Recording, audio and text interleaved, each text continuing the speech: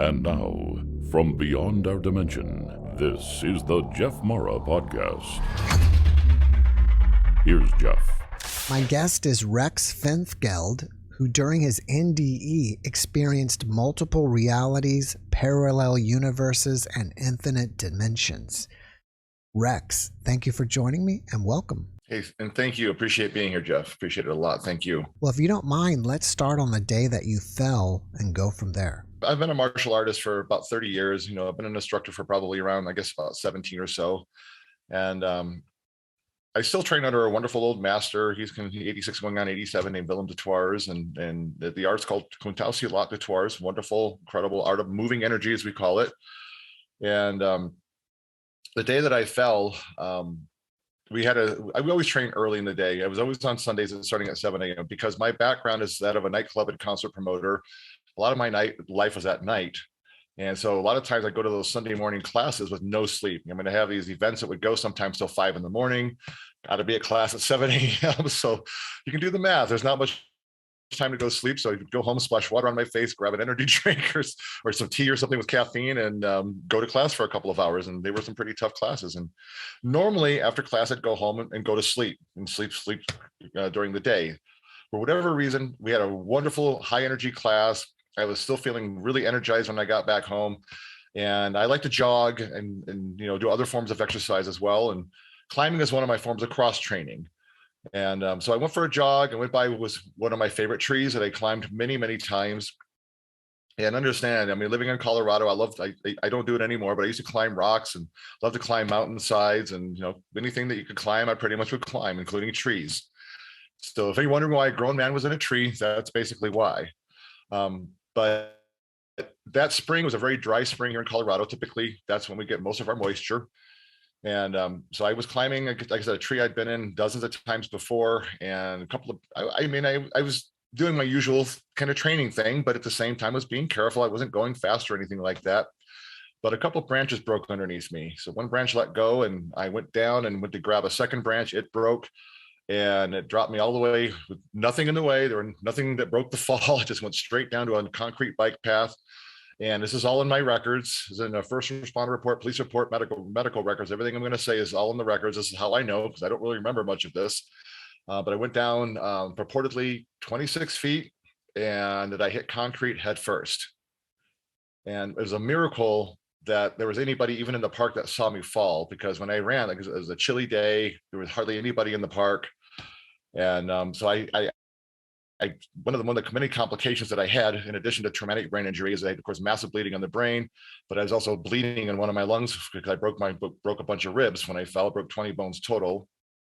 It just happens to be there were a couple of high school girls walking through the park some 75 plus yards away from me. They weren't even close to me, that just by chance were watching me climb the tree and saw me fall. They're the ones that called the authorities, and pretty much, I think, saved my life right there, because had they not called the authorities, I probably would have just bled out on the path. Probably wouldn't have lasted the hour. Needless to say, authorities showed up and got me to the hospital, in which case I'm not quite sure when I went into the coma. It was not induced or anything, but I basically lapsed into a coma at some point, and where I stayed there for 5 days. And from what I understand, and again, reading my records and of course talking to my doctors, it sounds like when I got taken to the hospital initially, I contracted pneumonia. They put me on a mechanical lung. It was a whole big thing, and apparently anything that could have gone wrong did go wrong the first couple of nights. And apparently it was thought that I wasn't even going to make it. And then the thought was, if I did make it, because I had so much bleeding on the brain and so much pressure on the brain, that usually when somebody has that kind of bleeding, they usually come out of it as a vegetable or very severely handicapped. Now, I do definitely have my issues, and I'm definitely, by no stretch of the imagination, am I like I was before. There's definitely issues, like migraines and fatigue, brain fog, but my brain doesn't work as well. In some ways, it's kind of an offsetting thing, where in some ways, like, I used to have a photographic memory. I don't remember things very well anymore, especially if it's more linear information. You tell me a phone number, give it about 3 seconds, and it's going to disappear in my brain somewhere. Give me an address, try to give you some directions, forget about it. Give me that 3 seconds and it's going to disappear in my brain. I won't remember it. So that part's very frustrating. But yeah, so basically speaking, I broke, like I said, 20 bones. Some of them were my vertebrae. I think I broke like 8 ribs. I broke my pelvis in 4 places. I mean, I literally had to relearn how to walk. I had to relearn a lot of things. Even when I woke up out of the coma, it wasn't like I came out of the coma like, oh, hey, it's great to be here. I didn't remember. I still don't even remember waking up. I have very spotty memories of the first week after waking up from the coma. It wasn't until probably a week plus later that I finally fully understood what had happened and that I was in a hospital. And from there, it was a matter of reconnecting with memories, reconnecting with myself, and starting to try to just get the brain back online, as it were. So I went through not only just a lot of physical therapy, there was a lot of cognitive therapy as well to get the brain working again. It probably took the latter part of a good couple of years before like all my memories came back. It took a while. Thankfully they did. I mean, I remember I'm still me. I'm a very different version of me, but I'm still me. I remember my life before. And I think I have pretty much most of those memories, and the people that I knew before, I remember everybody, my relationships, my friendships, my family and all of that. So, but again, it all took some time, because even, it took me a couple of years. I've been through a lot of surgeries, but the bulk of it was the first couple of years after I fell. And I remember I didn't have any social life at that point. When I started to get back out and see people a little bit, again, having been a DJ before and having been a nightclub and concert promoter, I've always been a pretty sociable person. So when I started to see people, it took a little while. I would see somebody and be like, I think I know this person. I think I should know them. And it wouldn't be till we started to talk and we started to talk about something from the past, and all of a sudden the light would go on. Thankfully, the light typically went on. But it was a lot of that, of like rediscovery of like, wow, I know these people. I don't remember who you are right this second. But just give it a few minutes and I would remember. And that went on for another probably couple of years. In fact, even going again 11, almost 12 years later, I still have those moments sometimes where I run into somebody I haven't seen for a long time. And it takes me a moment to go, like, I know you. I know we have some history, and it takes a few, but the light finally goes back on. So all that stuff seriously took some time to come back online. It's been a rough journey. And even nowadays, I mean, I'm still not entirely okay. I still talk like I'm still healing. We don't have to dive into all the hardships of now. I'd rather keep it, the positive side of it, because there is definitely a positive side to this NDE for sure. But my health issues, I mean, in some ways, I've kind of gone backwards into this last couple of months, and it really is a struggle. This whole traumatic brain injury thing I mean, anybody that goes through TBI of any kind, and I know they're all different, but I mean, anyone else that's dealt with this or is dealing with it, I mean, it's a profound thing, and it does definitely change your life, and you're definitely never the same after that. And sometimes they're very unpredictable. You don't know where they're going to go. Sometimes you're feeling like you're going to be okay, and you're coming out of the woods a little bit. And then other times, like I've just gone through these last couple of months, I feel like I've taken like 5 steps backwards. And that's the unpredictability and kind of the frustration of dealing with something like this. I do have doctors I see. I've got a neurologist I see every other month, and she's wonderful and is always trying to find different ways to help me manage the pain. And she's even commented to me that, hey, listen, even with the worst of TBIs, the worst of migraines, that there are people that literally, and this is what's crazy about TBI, that can just wake up one day and it all goes away. So again, the brain is something that, for all of our medical advancements, we still don't know a lot about the brain. Even my neurologist will say, again, for all her years of study and all of her experience, the brain is still a very unpredictable thing, and you can't always predict, anticipate what's going to happen with it. So I hold out hope that this stuff will help eventually pass for me. And I work hard at doing. I take great care of myself. I eat right. I still exercise and work out. Obviously, as a martial artist, I'm not fighting or anything like that anymore, but I still do the training. I still do the workout part of it. Because as I said, I also broke 20 bones in the fall. And plus I had a lot of injuries prior to the fall. So I've got a body full of arthritis. And so I hurt all over basically. But if I keep moving, keep working out, keep stretching, keep doing my whole routine that I've done for years, it helps a lot. So that part of it's been very challenging, but getting into, I think what most people are more interested in is the near-death experience part. And in my case, I wasn't, as far as I know, I mean, some people have, died for 10 minutes, some people die for an hour, and sometimes even longer. I hear some really incredible stories of people that literally died and then came back from that. In my case, I would say mine is, instead of a death experience, I think maybe we should break it up, because some people have had full-blown death experiences and come back. Mine is definitely a near-death experience where according to my records and what I gather from my doctors, my heart went into fibrillation, I went into tachycardia, And if it stopped, it probably just stopped briefly. I don't think it stopped for any real length of time. But regardless, the reason I know I had a near-death experience is because that actually came from one of my doctors. Because a couple of months later, I was like thinking about what had happened. I was out of the hospital a couple of months after getting out of the hospital, thinking about what had happened. And I've had all these visions, all these sensations were coming to me that I'd never had before. And I was really bad off with my migraines, and all the post-traumatic brain injury symptoms were really bad at that point. But I was having all these incredible visions and all this. And I've always kind of had a little bit of a fascination for like astronomy, cosmology, quantum theory, and stuff like that. But I found myself, as I watched certain videos and read up on certain things, understanding it like I'd never understood it before, and getting these ideas and visions that were coming from things that I was looking at and reading, and getting into my spiritualist side of as well, spiritual friends, and talking to them about like, the divine, God, goddess, existence, and things like that. All these things kept coming to me. And I'm like understanding on levels like I'd never imagined I could understand.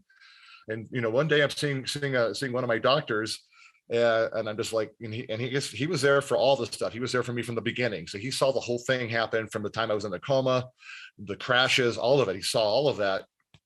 And I said, okay, doctor, it's like, in your opinion and your professional medical opinion, would you say what I went through could be considered a near-death experience? And without hesitation, he goes, yes, definitely. And with that, I'm like, oh, of course that light went on. Wow, I had a near-death experience there. Yeah, I had a near-death experience, sorry. And before that, again, it's all the videos I was watching. And just because I was curious, I watched a couple of NDE videos of others that had that kind of experience. And it starting to realize maybe I did too. So when he said that, all of a sudden I dove, just went right into the deep end of the pool, and I wanted to hear everybody's story. I wanted to hear as many people as I could talk about it, as I was trying to come to grips with my near-death experience, because at that point it was really fresh and new. And all these visions and all these sensations were very overwhelming at times, amazing on the one hand, but overwhelming on the other.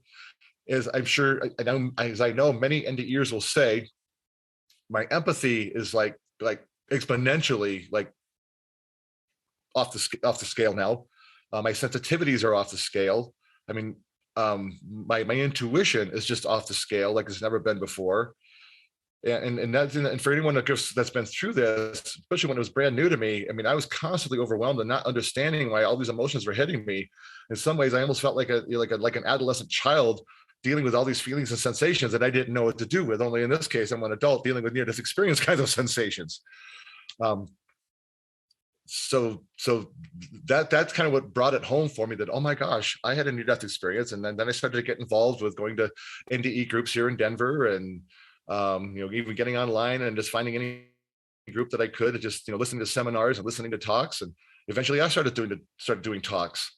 And I made the decision back then that I want to reinvent myself. I want to reinvent my life. There's a lot of things from my past I really was not proud of, and certain things that I did that as I was becoming more and more sensitive, even before the NDE, because the worst part of my past is a long time ago.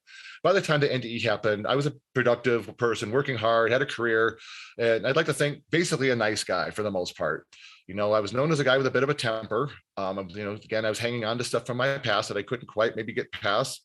I was carrying, a certain amount of, I guess you could say, dislike for myself as a result, some guilt and some shame, things like that. The NDE, in the process of my personal reinvention, helped me to let go of that, helped me to learn how to forgive, not just forgive others, but also forgive myself. And also be able to learn to take those could be easily construed as very negative experiences, and let them be a source of inspiration for me to be my best self in the present. And also a way to relate to people that are also going through those kinds of experiences, maybe in their lives, maybe at this time, to say, hey, I can relate to you, I can connect with you, and hey, maybe take a moment to listen to what I have to say, because I've been there too. And if I can make this transition and shift in life, so can you. And no, it does not require a near-death experience to make that shift. You don't have to go through what I mean. In my case, I've always been a stubborn kind of a person. And it seemed like for the divine to finally get through to my thick head at the time, it needed something that extreme to happen to me to wake up.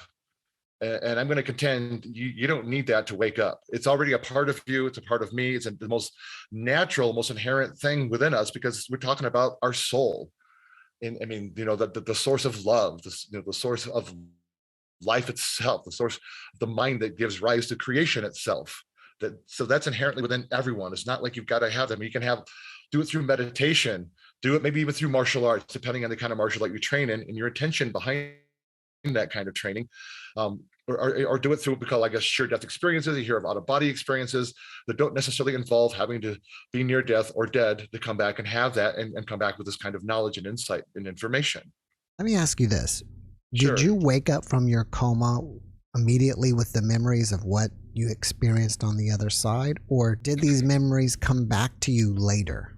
Well, I came back, and I even remember being in the hospital. Like I said, it took about a week before I even knew that I'd fallen and that I was even in a hospital for that matter. But I immediately had these sensations that were incredibly comforting. I mean, I could already feel this very deep sense of love within me. And once I started to come to terms with what had actually happened, I actually had a very positive attitude. It wasn't very often that despite what had happened, the trauma of what happened, that I let myself get negative. I mean, like I said, the first week was a big time struggle, but eventually I snapped out of it, with the help of one of my therapists and doctor and family.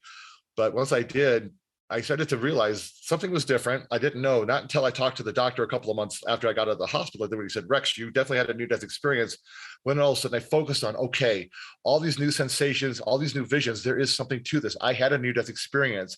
And that's when I started to really put together and really just focus on, okay, what did I experience in that near death state? Because of all the sensations and things that I was understanding. And yes, so in a matter of speaking, yes, I had the sensations immediately, but I didn't really understand them. I just had these incredible feelings of profound love that I experienced as part of my NDE, of course. And as I know, virtually every NDEer out there has that same sense of that pure love. I hear it described all the time. And I definitely had that right away. That I already felt. And it took a little time for me to understand it and come to terms with it, and then start to really explore it, because at first I didn't know I had a near-death experience. It wasn't something that somebody said, hey, buddy, you almost died right there. And, you had something happen while you were under. And the thing is, I did.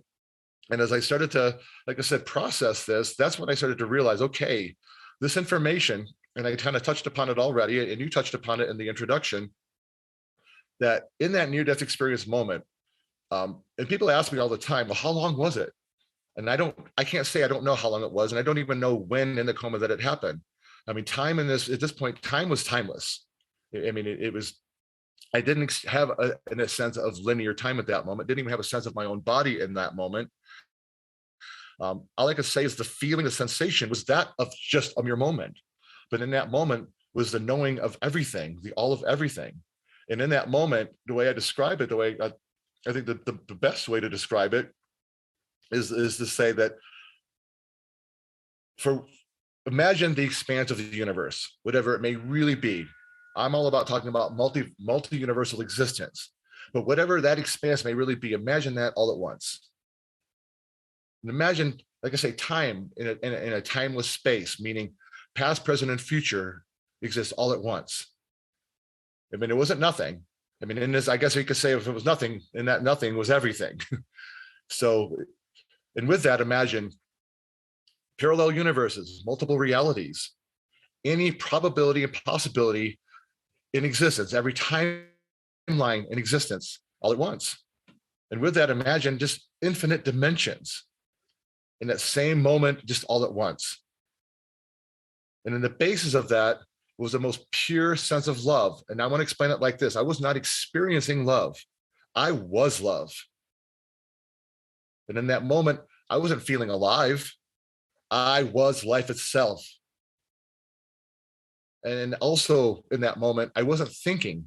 There was no real thought process. I literally was the thought, the mind, the imagination. It gives rise to creation itself.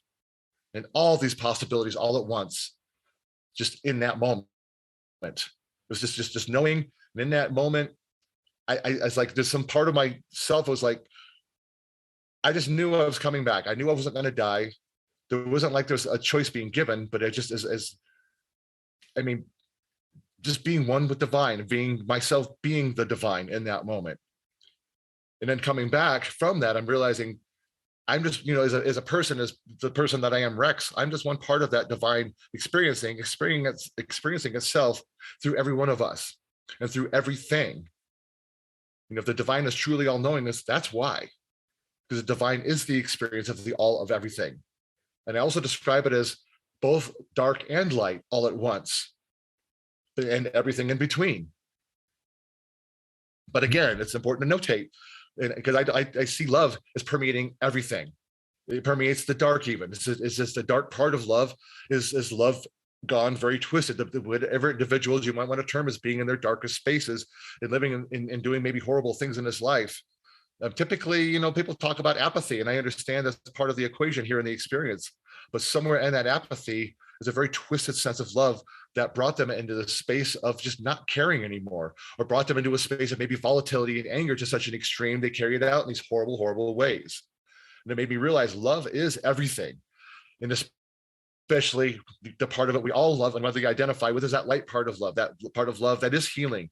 It can heal anything and everything and everybody given the chance, because love is the most powerful force in the universe. And love at its best brings us to our highest level, to our best level, to our best selves, that state of ultimate fulfillment, that state of ultimate being.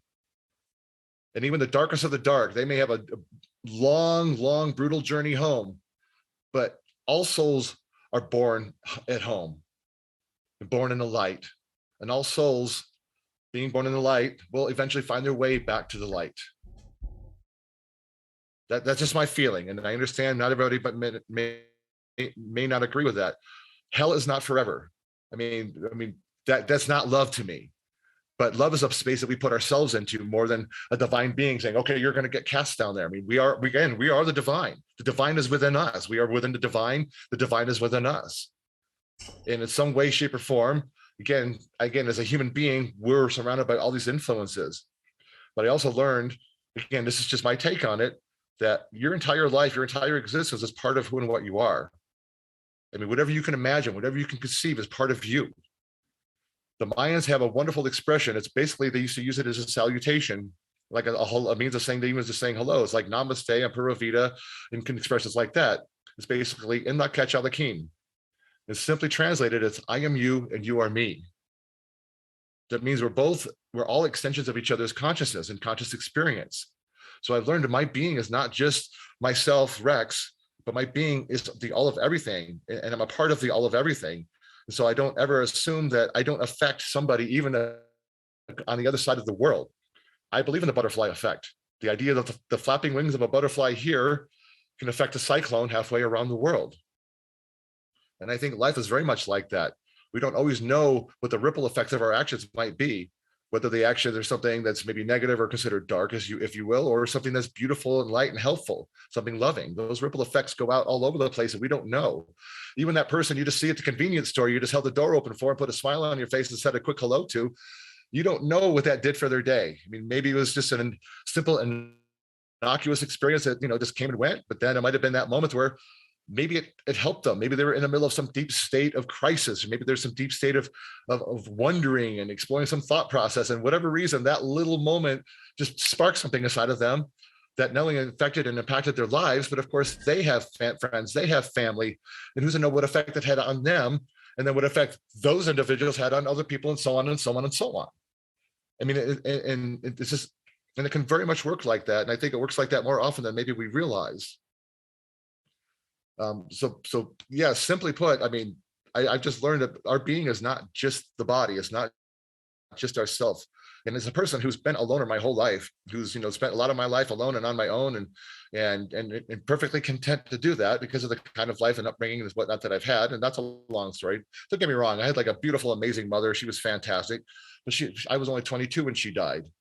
But there's a lot of my life, especially after she died. I mean, I was very much just on my own, and I was very content to do that because I did, like a lot of people who take that mentality towards life, you go that direction because you feel let down. You don't want to depend on anybody because they're just going to let you down anyways. And I was somebody who kind of felt that way, and I felt like too, hey, I'm stronger on my own anyway. And one of the biggest lessons coming back is that yes, one can be very strong on your own, and believe me, it takes a lot of strength to be somebody who builds a business on your own, works on your own. I had partners and I had people that helped along the way for sure. I definitely had some good people. I don't want to take away from that. There are definitely some good people along the way for sure. But at the same time, like I said, I mean, if I had a problem, like even the love of my life, had died in 2002. I wasn't reaching out to people to be there for me. I went through that by myself, and even when my mom died, family was there for a little while. I don't have a lot of family necessarily, but even after that happened, I seemed to kind of just left on my own. And even a couple of times that I reached out to people and said, hey, listen, I'm not doing okay. I'm not doing so great here. It was kind of like, hey, Rex, but you're a strong person. You'll get through this. You'll be okay. And I didn't engage much more than that. And maybe I should have, but it's like, no, I'm really not okay. I'm kind of crashing and burning pretty hard right now. And I was. But coming back, I've learned the greatest strength is through love. And what I mean by that is that connecting and sharing and allowing yourself to be vulnerable, that's the true strength. Allowing yourself to need people. And I don't mean in a needy context, like I can't exist without you. I can't be without you kind of thing. It's more of allowing yourself to have that vulnerability and say, no, you are important to me. And I am comfortable saying that you make a difference in my life. And I appreciate that difference that you make in my life. And I don't want to lose that, because if I do, it will hurt and it will break my heart. And that's okay. And sometimes it's still going to happen, but I find myself stronger coming in and connecting. And there's no question, and I think most people will agree with this, we're definitely stronger together than we are alone. For however strong you can be as an individual, and we need strong individuals. You got to be strong as an individual to really truly love. It takes strength to love, and love in that light, beautiful, healing, and in positive kind of a way. And that's what I focus on now. I mean, that to me is the ultimate strength. And I've noticed that for all the strength it took for me to be the loner guy and do things on my own and get through things on my own, this is the greatest power. This is what requires the greatest strength. And love is, and part of it is that love energy. When you're feeling that love gives you that strength. It takes strength to love, but then love gives you that strength. It's very reciprocal in that way. Put it out there with love, and love comes back, right? If people that talk about law of attraction and some of those ideals, which I do believe in, I think it's more complex than sometimes people kind of present it as. It's very dynamic in that regard.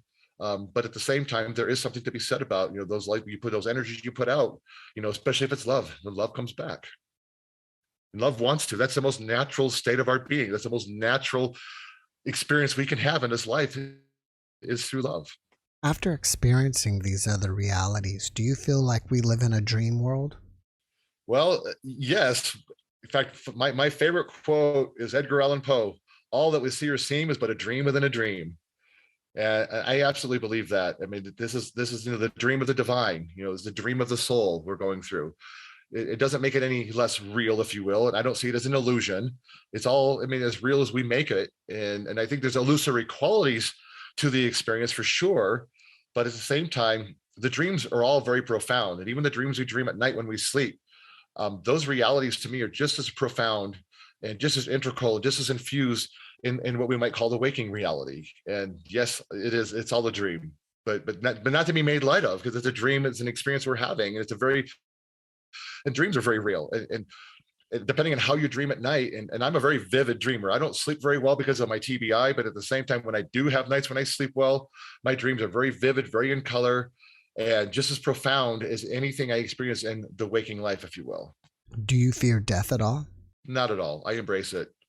I'm very much at peace with it. Let me just be clear. I don't want to die like right this second, because if I'm going to be here, despite my challenges and some of the limitations I experience, if I'm going to be here, I want to do something amazing with this life. I want to have experiences that I've never had before. I want to experience love like I've never experienced it before. Sorry. But no, I look forward to that time in the sense that I'm at peace with it. If I went to sleep tonight and I didn't wake up tomorrow and I was gone, I'm at peace with that ideal. I will go home feeling love, feeling peaceful, and knowing that I did my best, and hopefully along the way somehow touch some people in a positive way. Would I like to do more in this life before I go? Definitely. I have dreams, I have goals, and I hope to get to achieve at least some of them before I finally do go. But I'm very much at peace with it. And there's a part of me that, it longs for it even, because it's home. Again, the most natural space for the soul is to be home. What kind of advice would you give for people who have lost someone and they're grieving? I would say, embrace the grieving. And I understand how much it hurts. Just because I had a near-death experience doesn't mean I'm exempt from grieving when somebody I love dies. My mother died, as I said, when I was 22 years old, and I still miss her dearly, Because of this near-death experience, however, I'm able to connect and contact with beings beyond this realm. Include my mother is part of my life now, and I kind of think of her as one of my guardian angels at this point. But it doesn't mean I don't still miss the big mom hug. Sorry, I get emotional when I talk about this. The sensitivities, I'm not kidding. The sensitivities are off the hook for me these days. But I still miss my mom. I mean, my mom is a soul being now. She's not, I mean, I still see her when I envision her. I can still see my mom, the person that she was, the human that she was. But there's no substituting hearing her voice, putting my arms around her and getting that big hug. And, the times that we spent together, the memories are fantastic. I'm glad she's with me and I can feel her. She's with me right now. But it's certainly changed because she's moved on, but at the same time, she's still with us. And just because somebody's moved on and come home doesn't mean they can't still be with you. You don't have to let go per se. Somebody who's especially if they've just passed, and this goes for somebody who's been gone for 30 plus years, like my mom has.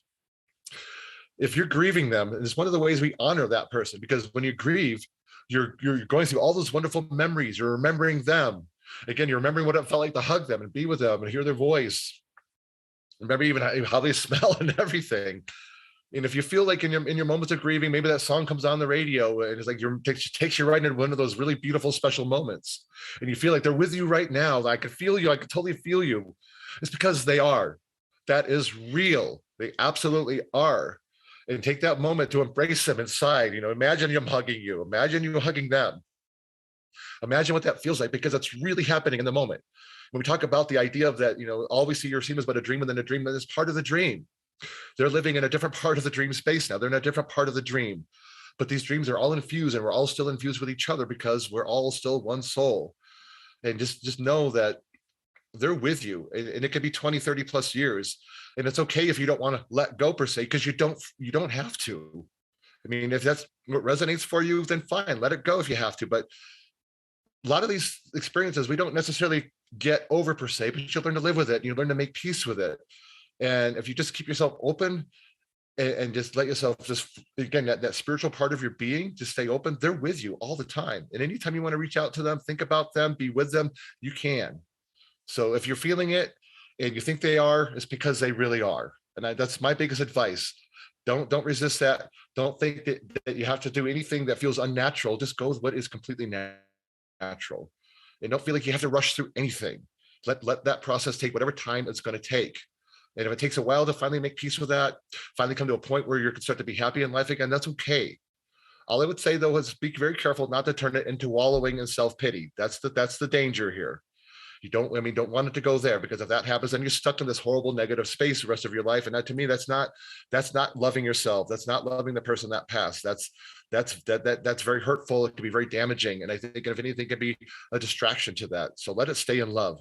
Embrace that, feel that, but do it in that sense of, even if they're gone, you may be crying like crazy, but let yourself feel the happiness of feeling them with you. And I think that's the healthy, positive way. That's the loving way to work through this. And again, it's okay to be connected to that and hang on to that, because a lot of your loved ones, they're going to basically become one of your guardian angels moving forward anyways. And that's how I look at it. Because especially somebody that was like a partner, a husband, wife, boyfriend, girlfriend, even that special dog or cat that you really absolutely love, that was just so close to you, and it's so, intimate in terms of the loving relationship that you have. Your parents, your brother, sister, best friends, let them stay with you. Let them be part of your life. Let them be part of one of your guides and guardian angels. It's okay. It really is. And when it comes your time, yes, I understand. Sometimes we go some really difficult ways. Maybe it's cancer, maybe it's maybe it's heart conditions, maybe it's any kind of number of things that it can take a long time for the body to break down. But hopefully in that process, you've got some people around you that are loving you, that are supporting you, that are caring for you, and helping you on that journey and crossing over. Because when you do, there's nothing more beautiful. You're coming home. Seriously, even if you have guilt in your life, shame in your life, things that you've done in your life, just understand, that period of passing over, there's potential for even life reviews, understanding, coming to terms with, but just know you're going home. You're going to, I prefer to say coming home rather than just going. It's just because you're coming back to what is inherently within you already, because essentially essentially we're already home already within ourselves, because again, we're just coming back to our truest form of self, which is the soul. Before the podcast, we were talking about you being a musician. Did you hear anything on the other side? And if not, are there any elements of your NDE that show up in your music? During the moments of my NDE, there was nothing physical about it whatsoever. I had no sense of my body whatsoever. I was literally just a state of just pure being, pure thought, pure mind, pure love. So I wouldn't say, and like I said, and it just kind of happened in a moment, but in that moment was the all of everything. So I can say that the music was in there, but it wasn't necessarily something that was conscious in that moment, because I was more conscious about the all of everything, this moment of just knowing and being. Now, what's been happening since I came back is I've been having a lot of these visions about the nature of existence itself. I'll address the music in a moment. Now, understand, I have these ideas about this like gravity's relationship to a multi-universal existence and what's called the unified field. So if you're into those kind of sciences, you'll kind of have a sense of what I mean, and I won't dive too much into it here. But in doing so, I'm thinking it's possible that I'm explaining what dark energy is. I think it's possible that I can explain at least elements of what dark matter is and how it actually works and relates to the nature of the universe as we know it. And a lot of the discoveries that are coming out right now coincide with and are very much a part of, and I can see a relationship with these ideas. It's tough because I'm not a scientist. I'm just a guy that hit his head really freaking hard and had a near-death experience. But I'm understanding the nature of existence itself. And so these visions are emerging as time goes by. And as a human being, like any human being, I got to process these visions and think about them so I can put them in the context in some way of being able to understand them as the person that I am, and also being able to explain them and express them to others in some kind of a meaningful way. Now, getting to the music, excuse me, getting to the music, I've been a DJ my whole life. So mixing music and, making people dance, things like that has been a part of my life since I was about 16 years old. And as a result, I love music. I've always been a huge lover of music. I love everything. There's not a genre of music out there that I can't find something that I like. And it may come as a surprise to some people when I say, if I have to pick one genre that really is my favorite genre, it's probably classical. I love symphonic music. I love big orchestras. I love choirs, and I love that whole energy. And having said that, most of the music I write is electronic. Partly because, I became an instrumentalist very late. I'm a percussionist. I sing a little bit. I play a little guitar, and I seem to be a natural at these things. I'm not going to say I'm like great. I'm not a virtuoso or prodigy necessarily. But what's been kind of crazy is writing of music, to answer the question, has been a very divine experience. With the help of some friends, I acquired this really incredible piece of software called Ableton, and allows you to literally write music on it, but also mix it and master it. So people that are using it are experts at it, can literally take the songwriting process, the song making process, and go from the core beginnings of just writing the piece to getting it ready to be released on the radio, get it literally release ready so you can put it on the radio, on Spotify, or any number of these streaming mediums. So it's high quality sounding, not just hopefully a good quality piece of music, but also has high quality sound to it. So some of these pieces of software like Ableton are really incredible that way, and really expansive in that regard. And when I first acquired Ableton, I didn't plan on writing music. I mean, I assumed, like anybody else, even though I've been playing in a band, but been playing with samples and becoming a percussionist and doing things kind of on a little bit more of a simplistic level, that's what opened the door for me initially. And I didn't even plan on that. That happened very unexpectedly as well. It's like, in fact, the lead singer, my friend Katie, I think I mentioned earlier, she even commented, I think it was maybe a couple of years ago now. It's like, wow, Rex, the universe really wants you to be an artist. I'm like, I think it does. I am embracing it, because the rest of my brain doesn't work very well, but my artist brain is working extremely well. So what I'm getting at is when I started to write music, it happened very accidentally. I was initially, had a couple of just classes that a friend of mine put on just for a group of friends. He just wanted to just teach Ableton, and it was just a couple of classes, just enough to help me maybe write a beat and maybe just go through the library and start exploring instruments and just hearing what all these instruments sound like. And one day I decided, it was right around Thanksgiving weekend of 2018. I decided, you know what, let's open up Ableton and let's just find a cool sounding tone. Because as I say, I don't sleep very well, and I do like to meditate and have other mediums that I like to do. I use what's called binaural tones or binaural beats. Are you familiar with those? Yes. They're all over YouTube, and they're just these beautiful tones. I mean, like anything, you've got to find what works for you and what doesn't. They're not all like music. You like some of them, you don't like some of them. But I found tones that work really well for me that help me sleep.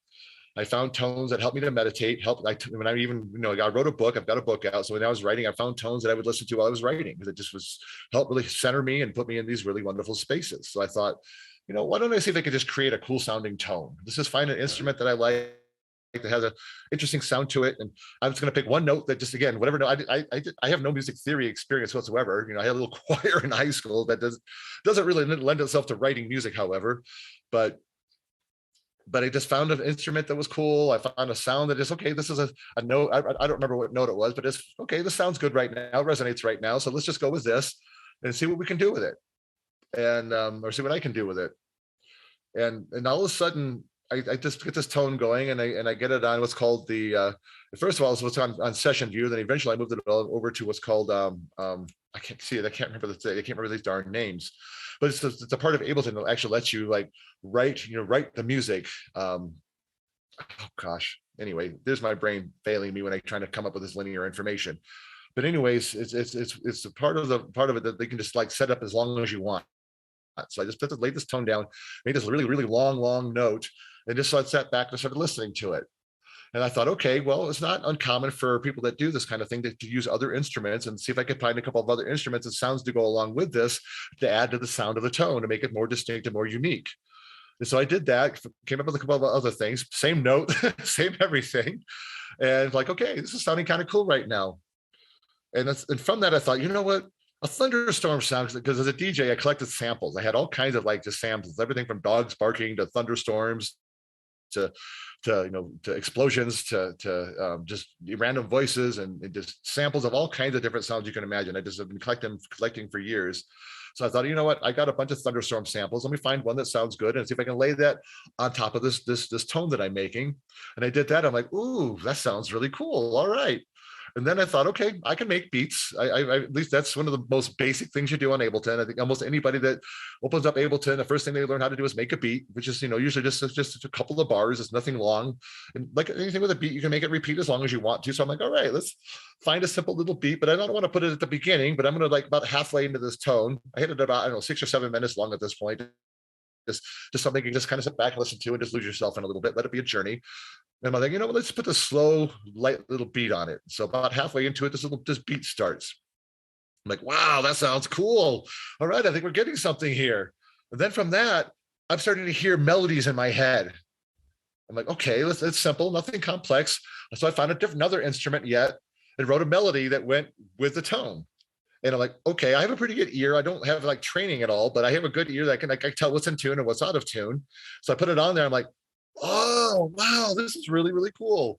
Okay, I won't go through the entire process, but I put about another probably half a dozen layers on it. Different instrument layers, different melodies, just different things. I just kept adding to the piece and adding to the piece. And in a couple of days' time, I went back through it and I'm like, oh my goodness, I am writing an entire piece of music right now. So I went through and kind of just moved a few things around and structured it in a way so it flowed right. Because if I'm the person listening to this piece of music, what would sound cool to me? And so I literally wrote this piece of music in a couple of days. So it was Thursday. That Thursday night, I think I started, like I said, it was Thanksgiving. I started that night. And then by that Sunday night, I'm rearranging this thing and realizing, oh my goodness, I just wrote an entire piece of music and it's cool and I like it. And I can't believe it's actual music. All these different parts and all these different melodies and different things that I had, they were all different, went together. They synced up really nice. It synergized like beautifully. And I'm like, I can't believe I just did this. So with that, I realized, okay, of course I had a big cry. I started crying because I couldn't believe I actually wrote a piece of music. And then, sorry, I do this crying thing a lot anymore, but and then I thought, okay, now I got to make it sound good, but I'm not an engineer. I don't know anything about mixing and mastering, but I'm like, you know what? I know it sounds good. So I started playing with it. I watched some videos and I started getting some ideas and went back and started like dropping on like reverb and some compression and doing equalization, saturation, all these different little components that go into writing music. And there's more, depending on what's appropriate for the instrument. And of course, you've got the master track you've got to work on as well for the whole piece combined. So I started getting into all this stuff and I'm not tech savvy at all. my tech skills disappeared when I had the traumatic brain injury. Like I say, those certain things I don't remember well, like computer stuff. I used to be really good on a computer. Now I'm terrible on a computer because I can't remember half this stuff. And for whatever reason, it's just hard for me to understand at this point. But Ableton, for being as expansive as it is a piece of software, for some reason, it was very intuitive for me. And I took to it very naturally. And so not only did I start writing pieces of music, but I also started to be able to visualize how I needed to make it sound good. And it didn't happen overnight, mind you. The whole production part of it has taken the last 4 years. I would say is, over the last 4 years, learning on my own, I've got pieces of music now that are, getting very close to being release ready. The only thing missing for me is I don't have a music studio that has studio quality audio resources to listen to make sure I can hear all the nuances in the music so I can correct anything that's wrong with the music so it does sound the best that it can sound and be release ready. But considering what I have to work with, I've got my track sounding really good. And at some point, I'm going to need to find a way to get into a studio, just take my laptop with me and just plug it in so I can hear things, at a studio level and get this music tweaked to where I need to tweak it so it's truly release ready. But I'm doing it all through universal vibration. Tesla said it best when he said, if you want to understand the nature of the universe or secrets of the universe, think in terms of frequency, vibration, and energy. That's probably more of a paraphrase, but that's basically just, it's all energy and it's all dream. And that's what I'm seeing. And I'm going into these spaces and I feel like I'm actually channeling universal flow when I write this music, because I don't even know what key anything's in. I literally got to this point now where I visualize something in my head, I visualize music in my head. Even sometimes when I sit down and just open up Ableton, I don't even know what I'm going to do, but then a vision forms and I make it. The same when it comes to the mixing and mastering part of it. I can't explain it. I'm not an engineer. I can't explain it like an engineer. I can explain what compression is. I can explain what saturation is. I can explain how equalizing something, EQing works, as they say. But it's gonna be in analogies and metaphors, because I'm not an engineer. I don't understand it like that. But I can visualize the frequencies. As one of my friends said a little while back, and I remember we're going over some stuff. It's like, and I made the comment, let's see what it sounds like. And he looks at me and goes, you see music? You want to see what it sounds like? Like, yes, actually, not do I just hear it, but I'm actually visualizing and seeing it in my head as well. But don't ask me to explain it because it's not explainable in the context of a regular physical reality. It's definitely very abstract, yet at the same time, very organized and very synchronistic and very synergistic, where it all makes perfect sense to me in my head. But it's hard to explain without using metaphors and analogies. So yes, everything I'm doing is through divine flow. And I'm literally I just open myself up to that universal flow. And it just comes to me, not just the music part of it, but also how to make the music sound good, because I'm seeing the frequencies in my head, just like I'm seeing the music in my head, because I'm literally seeing it all in frequency, energy, vibration. That's how I see everything in my reality now. It's all vibration, all energy, all frequency. Well, you'll have to definitely reach out to me once you publish your music so we can listen to it. I've got your email. I'm happy to send you some tracks and give you an idea what some of the stuff sounds like. Some of it's just simple, basically just straight up dance tracks, but some of it is what I call electro-symphonic soundscapes. I'm writing full-blown symphonic pieces of music. I'm using a combination of traditional instruments, orchestral instruments with electronic sounds, sometimes with beats and bass lines. So what I'm writing is definitely very unique, and it's definitely influenced by a lot of my favorite artists, a lot of my favorite producers, but at the same time, it's coming out as very much my own kind of thing. But I'm happy to share with you. I'm happy to, I'll think of it. I've got some stuff I'm gonna do here today. So maybe tonight when I get in, I'll send you some tracks and just like get an idea of what I'm doing and kind of, where, get the sense of that universal divine flow. In fact, I've got 3 pieces of music that are what I call my angel tracks, because I infused with this beautiful, incredible angel being that brought me this beautiful music. One of my favorite stories, because most of my experience with these beings is very much with that soul self. It's not necessarily experiential in a physical context. So I've had physical experiences with soul, or even ghostly kind of beings, if you want to go there. But I had an experience with this angel being that was actually auditory. How did that happen? Because I'm very heat sensitive, and because I'm very much a night owl. Even now, I'm a day sleeper pretty much. And partly because that's just the only way I seem to be able to get consistent sleep.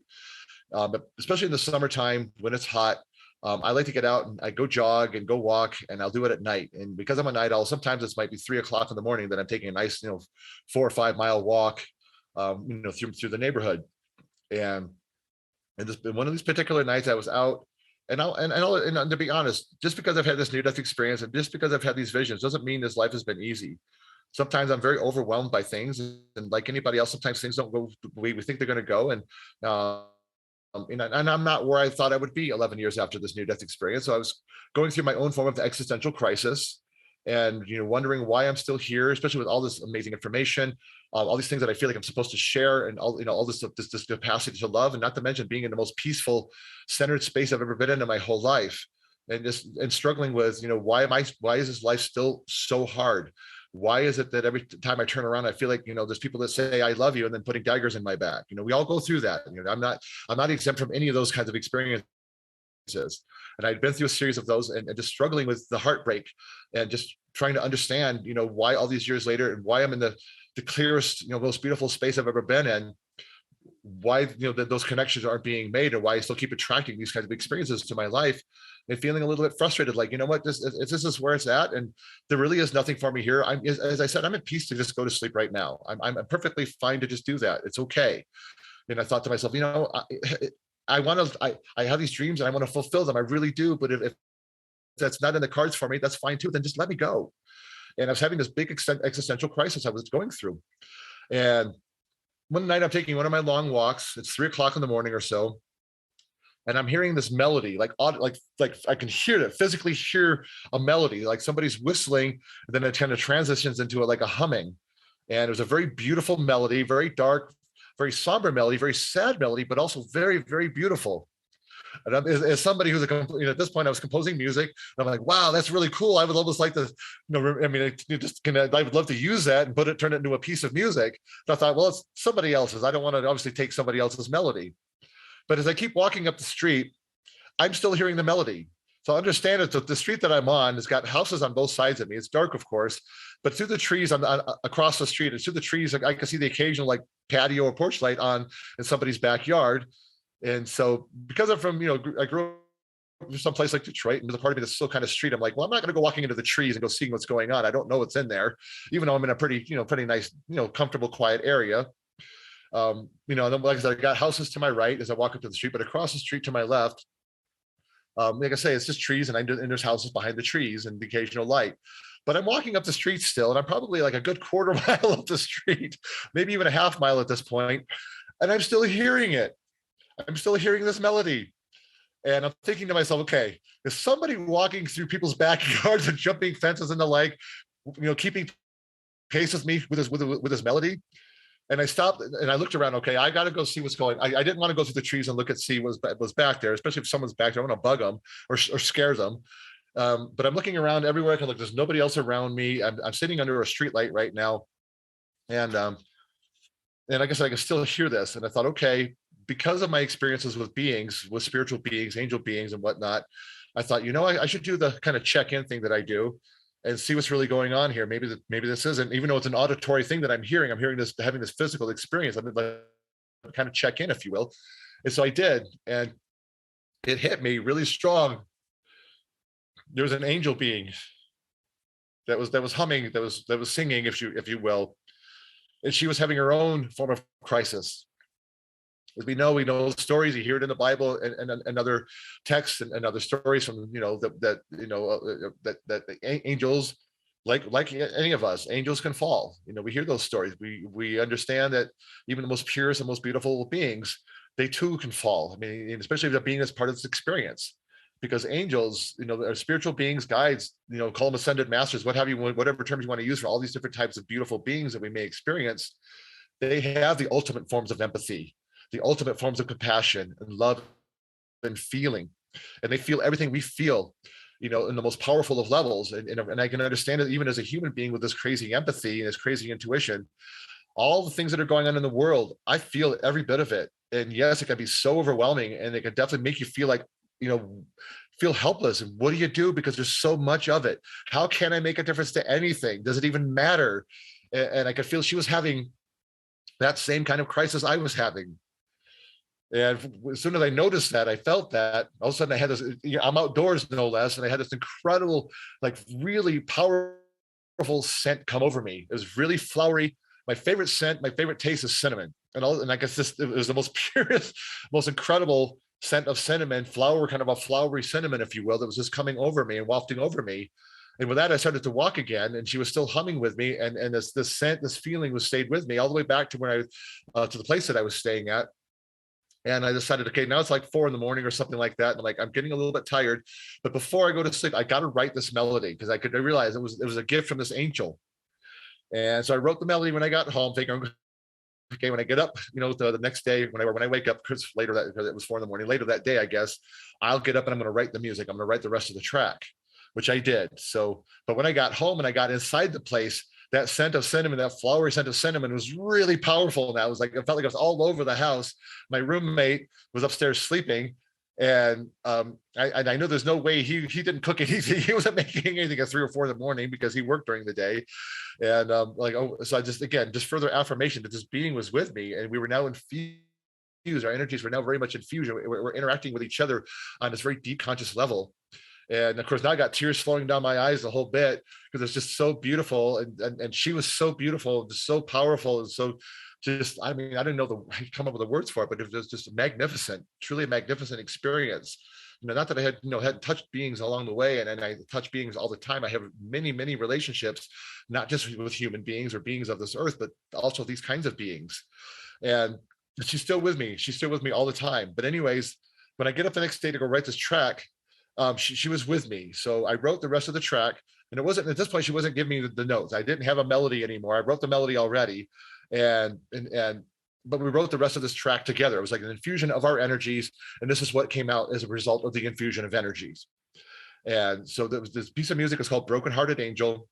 And on one hand, it's a very dark, kind of edgy kind of a piece, but at the same time, it's very, very angelic and beautiful, very typical, very appropriate, if you will, not typical, but very appropriate to the melody that was coming through, and very appropriate to the feelings that we were both experiencing, as we were both, again, going through crisis, and maybe both of us on the verge of falling, off of our paths. And with that, we healed together. We found we kind of rejuvenated together, and just I guess we're re-inspired as a result of it. And because of this, I wrote 2 more pieces of music, one called Healing Hearts, appropriate, of course, and then the last one I wrote, because I wrote lots of music that's still very, very much influenced by, the spiritual guidance. But the last one I wrote that was considered the angel piece is called Paradise Found. And those 2 pieces of music are very, very bright, very beautiful, very illuminating pieces of music. So I'd be happy to send you those 3 tracks if you want to hear those.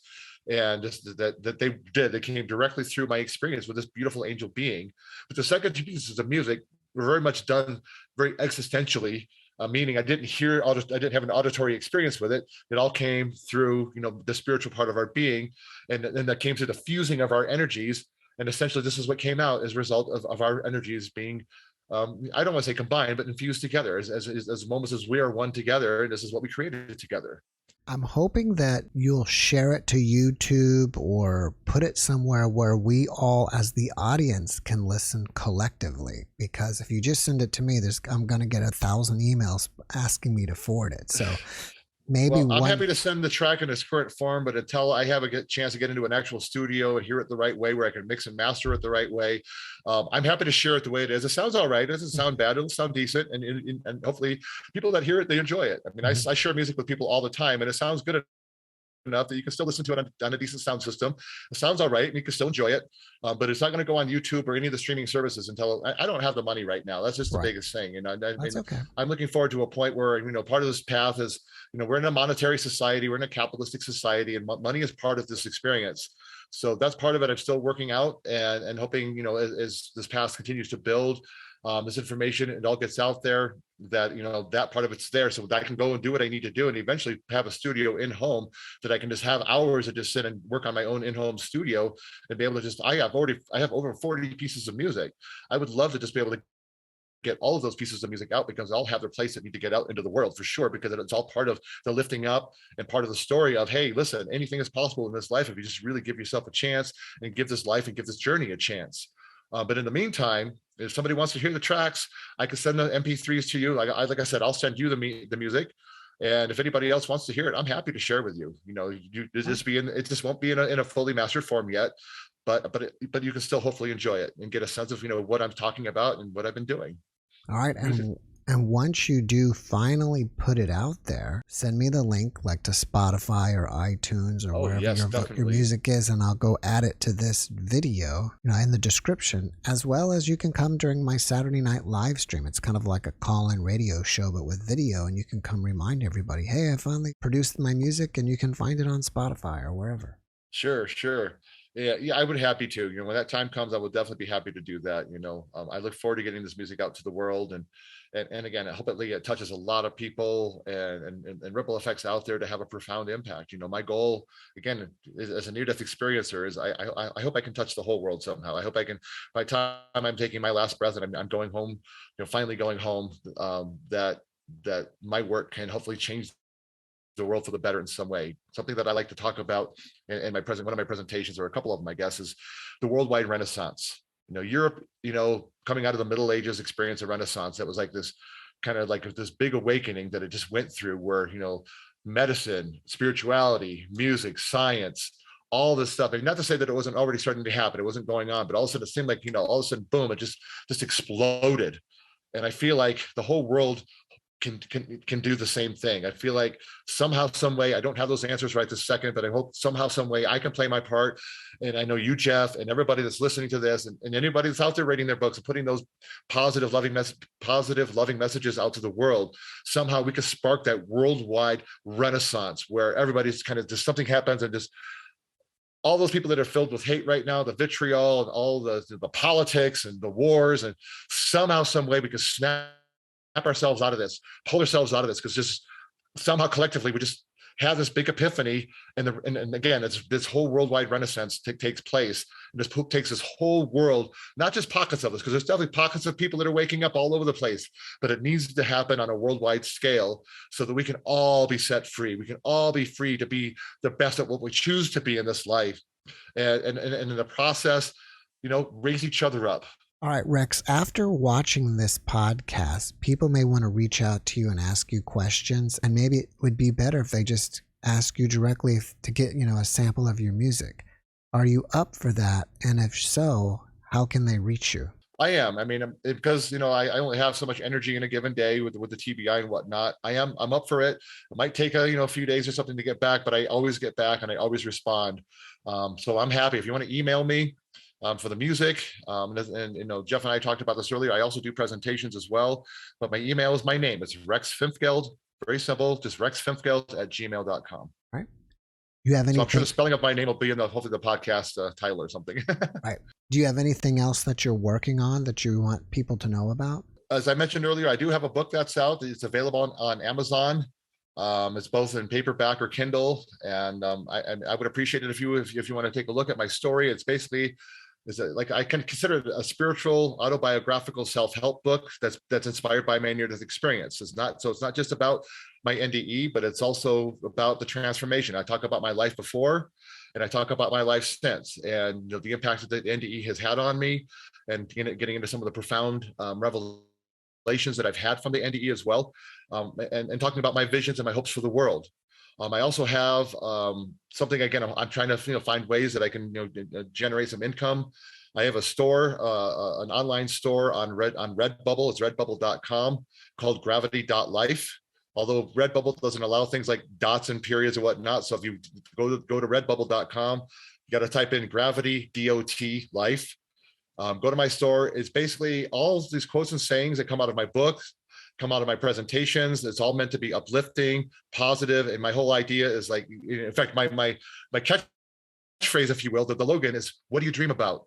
And so it's based on dreams, and it's putting positive messages out to the world. And that's what all my quotes and all my designs are all about. So go check out the store. It's the holiday shopping season. There's t-shirts, there's hoodies, there's stickers, tapestries. There's dozens upon dozens of products that you can choose from. So, and I say there's something for everybody on there, whether it's for yourself or if it's for a gift for somebody else. And if you're in Denver, my band, I have a new project called Naga. I don't use my original music in Naga. That's a separate project called Simply Rex. I just go by Simply Rex for my original music. But if you're in Denver, we play a really beautiful, really cool venue that's in Washington, in the Washington Park neighborhood called the Molecule Effect. What a great name. Perfect for somebody like me. But the venue is called the Molecule Effect, corner of Alameda and Logan. But we're out there every Saturday from 4 till about 7:30 p.m. And it's a beautiful musical experience. We have some good crowds that are coming out there. So we got the music. I also do spoken word performance. So I usually do at least one spoken word piece during the show. So come on out and visit us and say hello. It'd be wonderful to see you and shake your hand, give you a hug if you're open to it. I'm a hugger, so if you're open to a hug, I love to hug. Yeah, I think as the music starts to come out, I'll be happy to let you know. Like I said, Simply Rex is what I go by as a solo artist. New Year's Eve, we got a fantastic event going on at beautiful gallery. It's called Lumonics Sound and Light. It's literally an art gallery that's all based in light.